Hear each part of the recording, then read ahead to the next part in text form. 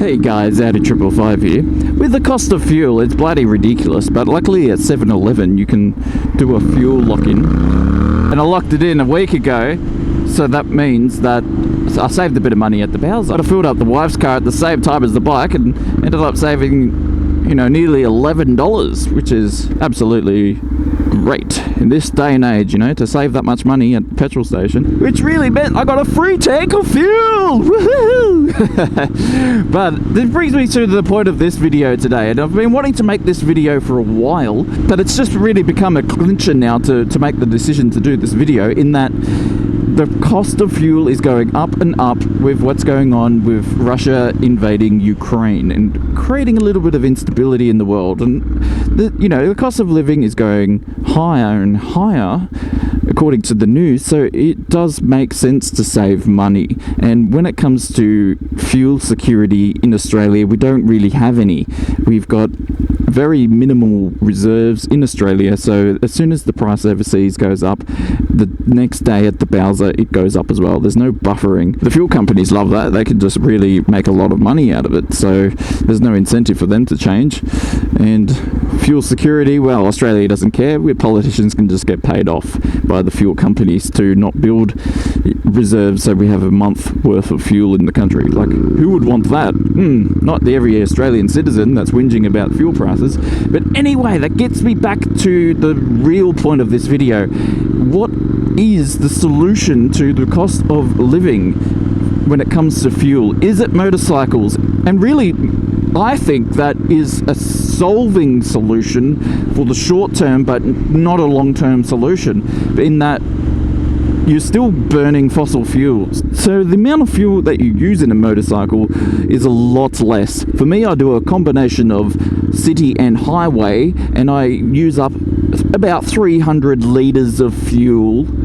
And I use up about, that would be a lot of fuel. I use up about 10 to 11 litres of fuel a week, which is nothing really compared to what a car would use. If I was to drive my car over the same distance in a week, I'll probably be using maybe like 45 to 50 litres of fuel to do the same thing. It's just mind-boggling when you compare the two and how much fuel you can save when you ride a motorcycle. Yep, you get rained on. There's all of these negatives, but for me, I'd love to ride my bike. I've driven my car maybe twice this year. So it just brings me to the point.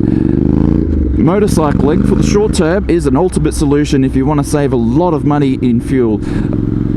You could do the maths and calculations, but with the fuel prices going up now, it's maybe $20 of fuel a week to fill up my bike to go 300 kilometers versus whatever I'd be paying on a car, $100 if not, more. So definitely the way to go. But the ultimate solution, in my opinion, is electric motorcycling, because they are cheap as chips to buy now from China, and I think we're going to see a massive shift in how motorcycles are imported from China that are electric, and it's going to be massive. The only downside is they don't make that noise, and a lot of people find that noise, myself included, to be a nice safety feature. But at the end of the day, if you're paying 10 cents a day to fill up with electricity, which you could probably generate yourself with a solar panel system on your roof, and it would cost you nothing, it's a no-brainer. So BRAP out there, I just discovered this today, importing an electric motorcycle from China, and they're just rebranding it BRAP. It looks pretty awesome, and they have multiple different kilowatt outputs. Now I think there's a 5,000, an 8,000, and a 10,000 kilowatt hour bike. It's just bloody ridiculous for less than $10,000, and the prices are going to change obviously, but they've got an import deal going on, I think. Well, I should call it a pre-order deal, so that way they can reduce the price, and that is to me mind-boggling, and I'm very keen to see how that goes. I would love an electric motorcycle, and at that price, for what you're getting is bloody amazing. Just like the Baker's Duck, that's bloody amazing. Google it if you don't know what I'm talking about. If you're ever in Toowoomba, come to that place. Anyway, I've been doing a little bit of research over the last month or so about a couple of other motorcycles that are electric. One of them is Evoque Motorcycles. That's a company that are making a motorcycle, and it seems to be pretty good for what you get as well, in that you can get a motorcycle that will go 130 kilometers, which means if you're riding on 100 kilometer roads in Australia and there's a slight incline, you can still maintain 100 kilometers an hour. The other company is the Soho company. They've got a model, it's called the TT Max, but its top speed is 100 kilometers an hour if you're lucky. And if you're a heavier rider, you probably won't achieve that. And if you are going 100 kilometers an hour and you go up a slight incline, then you'll probably slow down to like 95 or 90 kilometers. So not ideal, but it's the cheapest out of the three. So that if you were doing city commuting, that would be fine. And the Evoque is also good, but it goes 130, so that's probably better, but it doesn't look as good. They've all got their pros and cons, and those three motorcycle brands, Evoque, Soho and Brap, are really the only three motorcycles that you can get in Australia that are affordable, that are electric. That's all we've got. You've got expensive ones like the Harley Livewire, if you want to pay $60,000 Australian for a pretty average but cool looking electric motorcycle. And there's some other ones there with just trying to aim for the high-end markets. You're looking at around $50,000 to $60,000 for a motorcycle, when you could buy that in a very nice petrol motorcycle, or if you wanted to go electric, you could get like a very nice Tesla for that price, you know?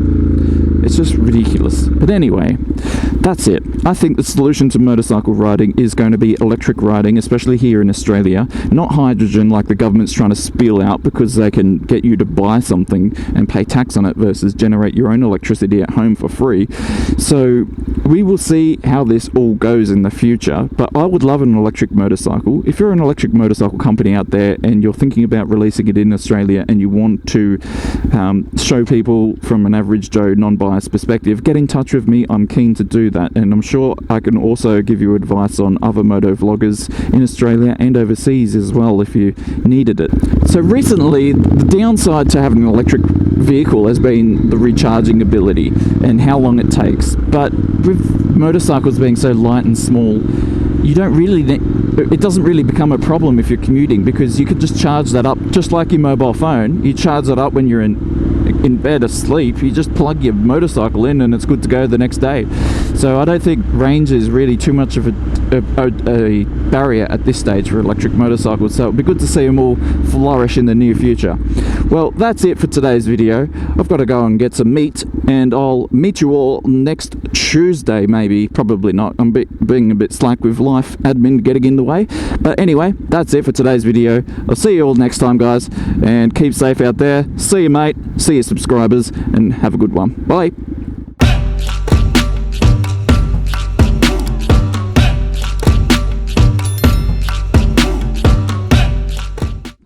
Well, hopefully the electricity in these light bulbs will change to green and I'll be able to go around the corner.